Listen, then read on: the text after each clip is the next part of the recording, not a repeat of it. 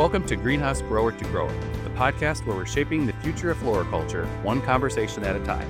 We talk with the growers, leaders, and innovators shaping tomorrow's greenhouse industry today. From market trends, next generation plants, and innovative production, to the challenges and breakthroughs redefining what it means to grow. I'm Brian Sparks, editor of Greenhouse Grower. Let's dig into what's next together.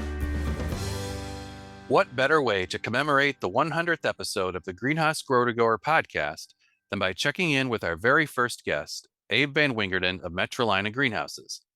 In this episode, Abe looks back at lessons learned from this past spring, how the company is expanding to keep up with consumer demand, and the key factors that will determine its success moving forward. Here's our conversation.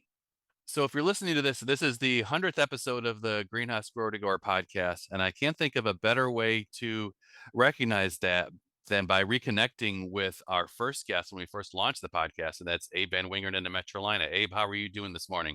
Good, Brian, and congrats on 100 episodes. That's a pretty big accomplishment. Thank you so much. So we're having this conversation in early August, so I kind of want to start with just to look back at spring of 2026, and if you can kind of give the Metrolina perspective on how spring went this year, how it performed, and then any lessons and takeaways that you found from this spring. Yeah, no, great question. And we're kind of just finishing up the season. Reason I say that, it actually ended very well, which for Okay. growers is always nice when you end the season well. Yeah. But it was a good season, solid season. We expected to be up 2 to 3%. We ended up 3.5% up. So I felt very good about Nice. that. Consumers still engaged in our category. I've told this a few times. When we get new consumers, we're not losing them. And then that was sort of the Right. pandemic bump. The worry in every industry was Yeah. you'd lose those consumers, they'd go back to regular activities. And our data suggests consumers have enjoyed this hobby in whatever way they participate in it, whether as at a digger or a decorator or just a casual plant user. They've stayed engaged, and that's been exciting. This is our fourth year in a row post-COVID with growth. Yeah. And we feel very, very good about that there's no go back at this point. That's sort of I feel like this will be the last time I use the pandemic as sort of a baseline. It now becomes our new normal, Yeah. and I'm excited by that. That's really, really cool. It was different this year. Consumers traded down a little bit. I'll give you an example, Brian. They didn't not buy brands they love. So if they love proven winners, they might have moved from a 2 quart at $9.97 to the 1 quart at $5.97. Sure. So they said, I might buy a smaller plant of the thing I like. They used to buy a $50 container, that same look they wanted, but they're willing to buy it a $20 container and let it grow out a little bit. So Okay. that's definitely been the consumer shift, Yeah. this sort of sense of trading down, but not out of the plants I like. Okay. Was there anything that surprised you this year that you weren't expecting? Yeah, and I don't have a good sense of exactly how it happened. I think it's a couple reasons, and I'll go through them. But Yeah. our veg herb business was exceptionally strong this year. Okay. We saw double-digit growth on veg herb across all of our customers. And it really came down to, again, when the economy's a little tougher, all the things we naturally know, people stay home more, they go out to eat less, they might travel less, and veg and herb tend to be the first thing that pops when that happens, Sure. because it's something that's easy to grow. People kind of like the result concept of a vegetable herb. Yeah. And clearly, even late year in the season, it got a little more acute because of some of the issues going on nationally with some of the issues on finished lettuce you've seen and other veg. You've Yeah. seen some kind of a go back to that as well. So we think there's a little runway here on grow your own vegetable herbs. That could be a trend we could capitalize on here the next couple years. Okay. One of the points that you made a few minutes ago about a consumer's post-COVID sticking around. So why do you think that's been the case this time? I know, in the past there's been issues with, you have rises and falls in the industry and the challenge is maintaining those consumers. Why do you think this time period has been a little bit different for that?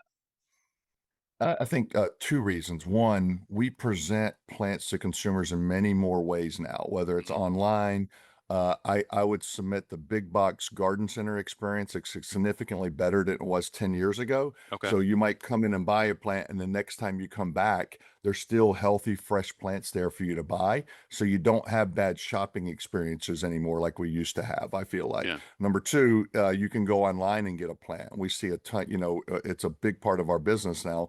People might even go to one of our big box customer websites and buy a plant online, or Yeah. they buy a plant online and go pick it up at the store. So there's just so many more ways to buy plants. So it's, once you enjoy the hobby, I've always said plants make people happy, but we have to supply that happiness, and it has to be supplied in a fresh way. Sure. And there's so many more ways for our consumers to get plants now. It keeps them in the hobby because accessibility is not an issue anymore. It's very easy to go get a plant now. And I'd say 20 years ago, Brian, that wasn't the case. So we get a bump, and it just wasn't as easy for consumers to stay engaged in our category. Yeah. Yeah. For sure. So we've talked about how spring went, how spring in particular wrapped up for you guys. So let's jump back a little bit to the beginning of the year. I know that kind of thing started with the merger with South Central Growers, and then you have your own facilities expansions that are taking place. How has that kind of played out as the years progress, and where do you see that going from here? Yeah, it's been great, is the best way to put in one word answer. I wouldn't say for anybody to do both a merger, an expansion at your regular facility, and an ERP transition all in the same year. But Yeah. I sit here in mid-August and think, that has gone as well as it could have, with some bumps in the road, especially on the ERP side. Yeah. But on the merger side, everything I talked about in January has come to fruition. This has been about growth. We had a growth year together that traditionally doesn't happen in the first year of a merger. We've Mhm. already started seeing some savings from synergies working across each other. And as of this week, we're already on one UPC, one cart format, one brand. Those take years in most mergers, and Mhm. are really just appreciative of the South Central team. It's like Alex says, his goal by the end of the year is people don't say South Central. They say it's Metrolina Springfield, Right. and it's a part of who we are and what we do. And I have been exceedingly proud of the team at the pace and agility they operated on to make that merger happen. Much smoother and much faster than when we acquired Stacy's in 2014. Sure. That took about 3 to 5 years to really integrate. And Okay. this has been an 8 month sprint that our team has managed and handled like a champ, and we're really proud of them. Wow, that's great. And as you said, I mean, you're doing that in the middle of your own expansion and the ERP system. I know Michael Van Wingerden joined us at Cultivate for a future floriculture breakfast that we had, and he was talking about that as well and how that's kind of played out and really helped you guys, as you start to plan for the years ahead. Yep, absolutely. And we kind of build it around this concept of it's people led but tech powered. So Mhm. don't let technology scare you, because people are still leading that technology. And as we brought on people from another company, that was a comfort level for them as they got used to new systems. And it was a comfort level for our team as we brought a new ERP system in. Sure. This isn't here to replace you, this is here to help you. Yeah. And I think that's a concept that's very important as we all lean heavier into technology from multiple layers, of course. Okay. Okay. I wanted to use a good chunk of this conversation to talk about what's coming down the line, both for Metroline and for the industry as a whole. So, um, kind of want to start that with, right now, as you guys and other operations are planning for 2027 and beyond, dealing with, current inflationary pressures, cost management issues. How does that factor in, and how are you guys addressing that as you plan for this next year? Yeah, two things on that, Brian. First, our mantra at our team is control what we can control. So Mhm. there's a lot of outside pressures that we have to just say they are part of doing business, but we got to control what we can control internally and manage that. So we don't spend a lot of time arguing about the weather and regulation and some of the other stuff that goes on. We go, hey, what are the three scenarios that could occur, and what is our plan for each scenario if it occurs? And Sure. so if H2A rules adapt and change to both the positive or negative, what is our game plan if that happens? Mhm. If regulation comes in or doesn't on some particular item, like a chemical or a certain kind of ag rule, what are our plans in case it happens or in case it doesn't happen? So I think the key thing, rather than how we're reacting to each one, is our strategy and how we react in each case, which is to have Yeah. a plan, understand best case, worst case, and be ready when that happens with an action plan, sort of like reach in the desk and go, okay, break out plan B, because that's the scenario we're in. Yeah. And I think our team does a really good job on that. That's interesting because I mean that proactive approach, it takes more effort, I would think, from the beginning, but then it's also obviously going to save you a lot of headaches down the line if some of those things play out that you talked about, and you've got to make adjustments. In this case, you guys are already ready for that with a plan of action in place. Yep. Yep. No, and it's funny. We had a DOL thing that happened.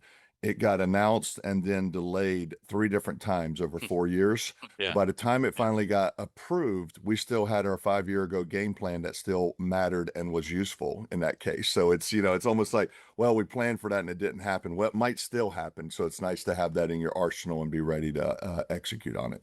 sure, absolutely. Sure. So earlier this year, we did our top 100 grower survey, which you guys are always, thankfully, willing to fill out every year. So I want to look at some of the other things that you mentioned there, maybe dig into that a little bit more and how it affects, Yep. again, some of your future planning. So I'm going to read this quote directly, if that's okay, from one of the things that you mentioned, talking about leadership in the industry moving into the future. You had said future leaders are coming into the business with new ideas and ways of looking at solutions. Too often we say live goods is different, but there are so many processes and efficiency methods to improve that come from outside of our own business. Can you kind of talk about, how that affects you guys planning anything from, e-commerce development, your use of predictive analytics? I know that's a very important part of what Metrolina does, and how you use that in combination with the next generation to drive the business forward. Yeah, Brian, for us, it's a process of starting at the end and working backwards. Mhm. So the first thing we're doing is, are consumers buying our product different than they have in the past? And as I talked about earlier, yes, they are. Whether it's through an omni-channel approach, or whether it's through a buy online, pick up in store, or whether they're buying more decorator items versus digger items. And then we work backwards into what tools do we need to make Mhm. that work. And that is so much different than what I think historically our industry's been held back by, which is we're different, and our consumers and our retail partners need to adapt to our differences. Sure. That is a non-forward thinking methodology. And while there are nuances in every industry, and I've worked in a few different industries, there's always nuance. But if you start at the end for how your product is consumed, whether it's by a consumer or by another manufacturer, or however you are in the supply chain, and work your way to what are our solutions, I think you get to a much better place. Okay. Number two, there is an element of strategy that has to be involved in this. It can't just be project to project. You have to build a foundational strategy for, we're going to be people led, tech powered. We are going to have scannable functionality in all of our work. We Mhm. are going to spend time figuring out how to build tools that help us analyze and act, and not just tools that gather for us. Yeah. Those are foundational strategies that then lead to, when I have a tech software developer, he doesn't and she doesn't have to come ask me 100 questions. They have a framework to work off of, and then we build tools based off of that framework. Okay. Okay. I think that's really important too, because, again, I mean, we're having this conversation. We're talking about, one of the bigger growers in the industry. And, somebody might think, okay, well, Metrolina has the ability to scale like this. But, when you're talking about kind of going back to the last thing we talked about is planning ahead and having strategies in place. These are things that everybody can and really should be doing, regardless of the scale that their operation currently operates in that area. So I think that that's really important in terms of a way that any grower in this industry can help plan ahead for, what's at stake for them and for the industry as a whole, really. Yeah, and I think that's good, Brian. And I do it with all of our partners that we work with. I always talk to it this way. Yes, we sell 70 million plants in a year. Another greenhouse sells 7 million. A Hmm. smaller IGC might sell 70,000 plants. A real small mom and pop might sell 7,000. No matter where you are in that spectrum from 7,000 to 70 million, it's one plant at a time that goes into that cart. Sure. We don't have a 7 million plant order. I've not found one yet. It takes every day people putting a plant off a table into a cart 70 million times for us to make happen what we're doing. And that's no different than when we were selling 7,000 of them to Woolworth in 1974 on the side of the road, because it's the same process, right? Sure. And so we're just multiplying. We're not doing it different. We're just doing it on a multiplier effect. This episode of the Greenhouse Grower to Grower podcast is brought to you by Prospient, and I'm joined today by Paul Golden, Director of Sales at Prospient. How are you today, Paul? Doing good, Brian. Thank you. Good, good. So, one of the things that we know is when it comes to planning a new greenhouse project for the coming year, that typically requires a lot of advanced planning. So, in this conversation, I wanted to get your quick take on, why that's important, and then how Prospient can play a role in helping growers with some of that advanced planning. Great. Yeah, I think most growers don't realize how much time, growers and retailers that is, don't realize how much times needs to be allocated towards the permitting, the site development, the utility coordination, uh, all before even setting a single piece of steel in the ground. Sure. This is, in my opinion, this takes longer than the actual greenhouse construction process itself, and it's one of the biggest mistakes I see in the industry is that people wait too long to engage our local authorities and design professionals, whether that be your architect, general contractor, or greenhouse supplier. Um, just waiting too long. So, really, what I want to focus on today is why early planning matters, Yeah. and I want to kind of state, some of the why this helps. First of all, confirming that the site can legally be used for greenhouse operations is first and foremost. First and foremost, that may be considered a conditional use permit in some jurisdictions. Sometimes this is just a matter of calling up your building department and finding out what your zoning restrictions are on that property, especially if you're starting with a greenfield. Understanding your utility capacity is also one that I would look into long before ever procuring a piece of property or considering expansion on it. What's your water, sewer, gas, and electric look like? Sure. You need to take into consideration your setbacks. So oftentimes engaging a surveyor early on in the process is critical. I get a lot of people that call me and ask for a 42 by 144 greenhouse. And I say, well, have you even determined whether this will fit on your lot? When I Yeah. see lots that are less than an acre, oftentimes I know, between um, setbacks and parking and all these other requirements they're going to have, they may not be even able to build what they're asking to build on it. And you Sure. definitely don't want to go down the road of engaging us to design a greenhouse if you can't even legally build on that property. Doesn't have the buildable pad area is not appropriately sized. Right. So you got to take into consideration your setbacks and your easements. Um, Fire protection, oftentimes an overlooked consideration, and that's something oftentimes you won't get much review of until after you start a set of plans already with your building manufacturer. Okay. So you have to oftentimes create a set of plans. You're already through the planning department. Now you're going into the building department. Now you're engaging the fire marshal. And our interpretation of the fire code could be different from county to county, state to state. And so getting that early determination of what your fire requirements are, your life safety requirements are, is pretty important, especially if you're retail or let's just say your cannabis cultivation. Establishing realistic budgets.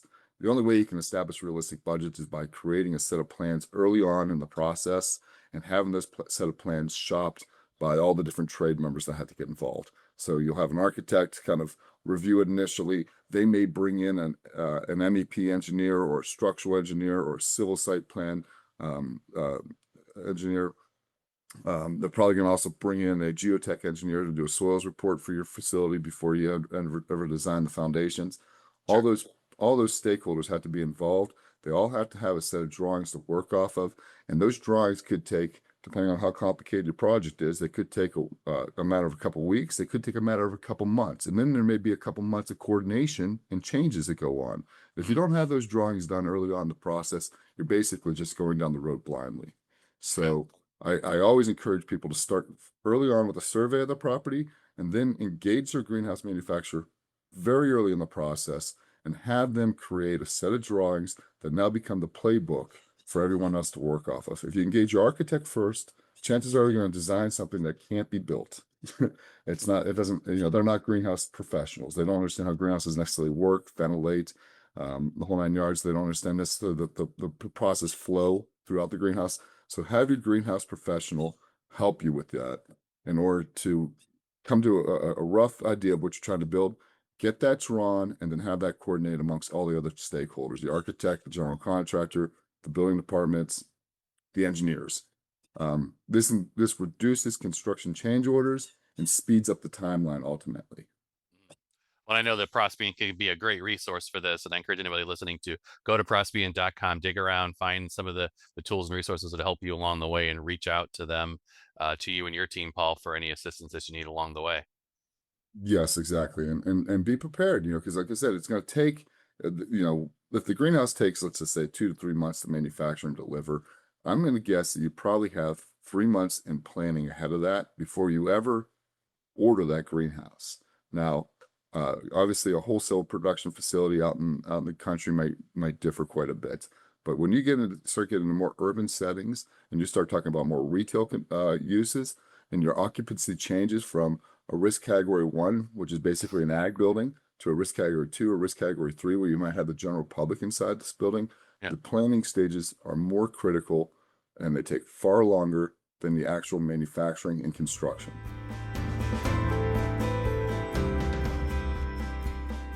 We talked a little bit earlier in the conversation about how veggies and herbs kind of were a key product line for you guys this year. I want to talk about perennials a little bit as well. That's another category that seems to continue to be expanding, and to the point where you guys are actually expanding your own facilities for that. Can you kind of talk about that segment of the market and how it's continuing to grow? Yeah, I look at it like this on perennials. What we've learned in our 12 years in the perennial business, which is really an infancy when you think of the amount of time. Yeah. In those 12 years, perennials were always perceived as harder than annuals. And arguably, it's the opposite. No, perennials are easier because they come back every year. And we spend a lot of time both online and with our retail partners and our tagging companies to figure out how to tell consumers that a perennial's not harder. But I think some of the pure play perennial guys in the years past, they were proud of that hardness. They were proud of the difficulty of bringing a new perennial to the market, and that leaked into the consumer voice and a little bit of our retailer voice. And now it's about, no, perennials are easier because they come back every year. And so, from a gardening perspective, there's some work you don't have to do, and I think that's led to some of that growth. Number two, the breeding on perennials has outpaced annuals at a high level the last 5 years. There's so much more color, so Yeah. many more options, longevity, a bloom cycle, and that's a win also. So it's not that people move because one plant is different than another. They move because something is better. Tropicals continue to grow because they're easy. What some of the guys done with smaller pot tropicals have brought tropicals to a whole new set of consumers. Veg herb, same thing. Rather Yeah. than just talking food, we're talking wellness and we're talking accomplishment and a sense of I produce something. And so again, it's ability for us to kind of change the narrative on a subcategory, talking to consumers in a different way, and then using our breeding relationships to accelerate that with innovation. I think that is so key. We're not Okay. doing more perennials because we're doing the same ones and we're just growing more of them. We're doing different perennials, and that's really what's growing that business. Okay. Okay. So we're talking about expanding your product lines and how that's moving forward. There's also building your team, as you plan for the future, and I want to talk about that a little bit. So you've got multiple generations working with one company. Everybody communicates and likes to communicate in different ways. How do you guys look at that internal communication process? And you're dealing with somebody from for example, Generation X versus a millennial, et cetera. How do you guys kind of focus on that as you try and build your team and make everybody being able to communicate most effectively with each other? Yeah, that's a really interesting question. First, we're still a family business. Mm, just happen to be a larger family business these days than we used to be, and we've brought more families into it. yeah. My dad was a single owner, and today we have 10 owners between the Vanderhinks family and the Van Wingerdens who own Metrolina greenhouses now. Mm, The number one way I believe communication is most effective is the 100% transparency. There sure. can't be groups who know things and other groups who don't. The downside of that and why we all struggle with transparent communication, it tends to lead to more questions, not less questions, because Right. people get interested. But when they get interested, they get engaged. When they get engaged, that next step is they start acting like an owner. And that is the secret sauce for how you get everybody in your team to go in the same direction. If you're transparent with your strategies, your results, how actions lead to certain results and thus don't repeat that, or that really worked. Let's repeat that. Yeah. And the more transparent we are with folks, the more successful we become as a company. And so that has been, we're not even at 50% transparency yet, I believe. Okay. Every year we're learning to be more and more transparent. Number two, so from the family business side, Yeah. two pieces real quick. We have gone well past the point of saying the next person to run this company will be whoever the oldest son or daughter is of the current owner. Sure. That is a bygone era. We will get the best talent, whether it's a family member or not, and that family member knows they need to compete for that role. Yeah. Conversely, we also know we have to create a company that people want to work for, not have to work for. And I mean by that, we don't want family members to feel obligated to work here. We want to create an environment that they want to work here. So when my son, who works in AI right now, looks back and says, "Well, do I want to go work for Amazon or I don't want to work for Metrolina Greenhouses?" I Right. want that to be a real conversation because we provide such a cool environment to work in, our product lines, and then the tech we use to make that product happen, that becomes a competitive advantage for us. And they want to work here, not have to work here. So those Yeah. three pieces are how we make this thing go. And that's what I get most excited about. Okay. Well, and I know some of it too is also tied to, bringing in talent from outside the industry sometimes. So, for example, I was talking with Adam Kelly on a podcast earlier this year, actually, and we were kind of talking about his background and what the tools he was able to bring to Metrolina based on some of his past experience. Mhm. No, I think that is so vital. And I think, again, transparency allows us to listen to new voices Yeah. because everybody has a seat at the table. I think that's what that transparency brings. And our top six executives all have come from outside the company or outside the industry, excuse me. Our CIO, our CPO, our CFO, all our chief sales officer, all four of them have come from outside the industry and Yeah. have brought very unique perspectives around how to look at things. In main cases, is exactly what we started with talking about. It's bringing ideas that work in a lot of other manufacturing environments into this live goods environment and going, this can work if we're all just willing to watch. And I tell folks all the time, don't tell our new people it doesn't work. Yeah. Try it and then show them it doesn't work, or try it and find out it does work. And we call that argue from a position of compliance, which is let's try it and then let's talk about how it works or doesn't work. But don't sit in a room and just tell someone new that it doesn't work or we tried that before and it doesn't work. That attitude doesn't work around here. Yeah, well, and it's funny because so again, I'm going back to the breakfast we hosted at Cultivate, but I'm thinking there was a similar discussion we had where, you know, the whole concept of, we do this because we've always done it this way should be Right. something that you should be getting rid of from your vocabulary because that doesn't lead to a long-term solution if that's your only focus as well. It works, or because we've done it that way before. Let's keep stay the course with that.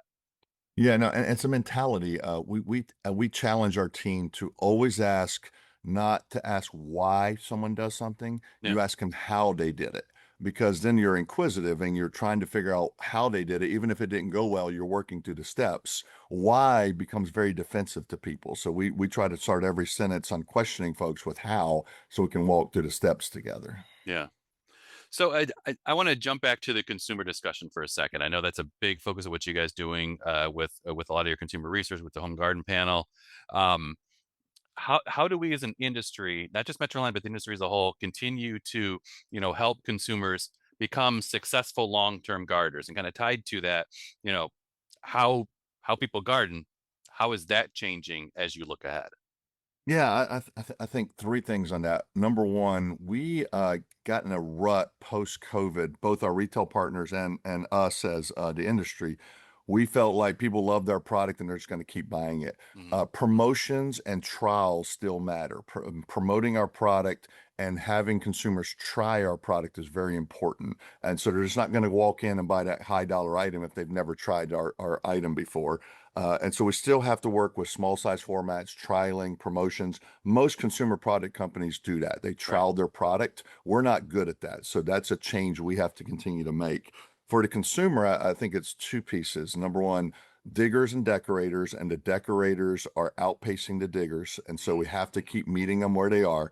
And we should all love that people want to decorate with plants because that makes plants disposable, which means they'll buy more of them. And there's value in that. Typically, our diggers started as a decorator. You Oh, don't buy your first plant as a 12-pack annual and build a big garden. You buy right. a small potted plant because it looked good and it made you happy, and that will lead to you buying a pack one day.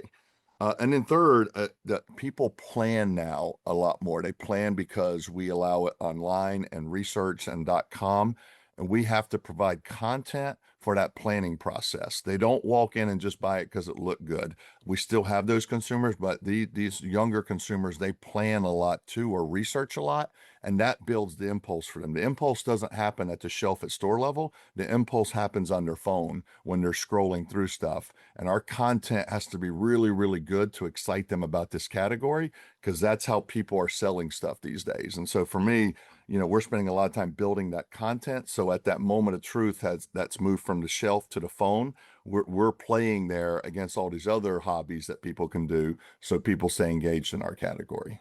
Well, in that moment of truth, I think it's got to be critical as well because somebody can look at something online and think, "Oh, this is perfect for me. This is what I want to do."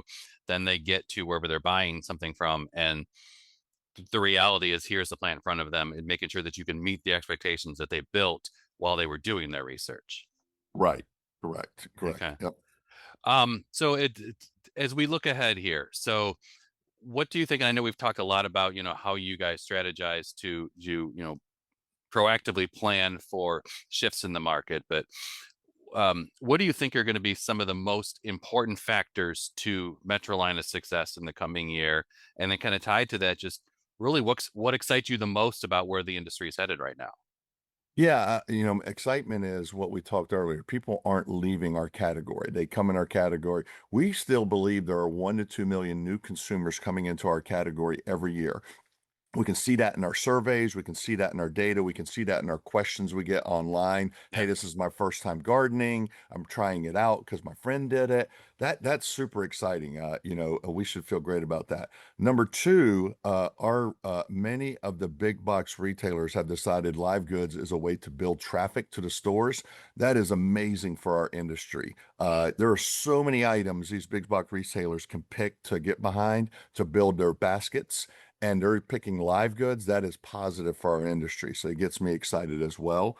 And then number three, I'm excited by just the young people coming in. Yesterday, I had a lunch with our interns, 22 interns, 10 international, 12 domestic interns from various Wow. universities around the country. The energy level in that room, I wish I were recorded it. It was so exciting about young people, both from international countries, but also here in the United States, and their excitement for this industry and how they can move forward and what's the best path. I walked away re-energized about our industry just based off that lunch because we have young people engaging in this category and engaging Yeah. in our industry, and that's super, super positive.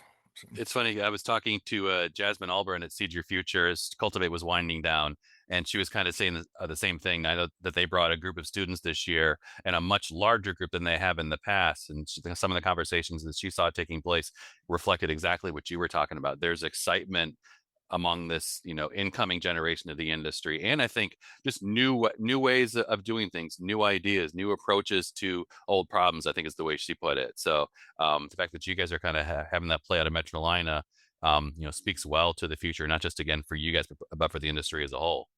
yeah, no, exactly. And I think the second thing, Brian, on that, this 8 months has been super exciting with the merger.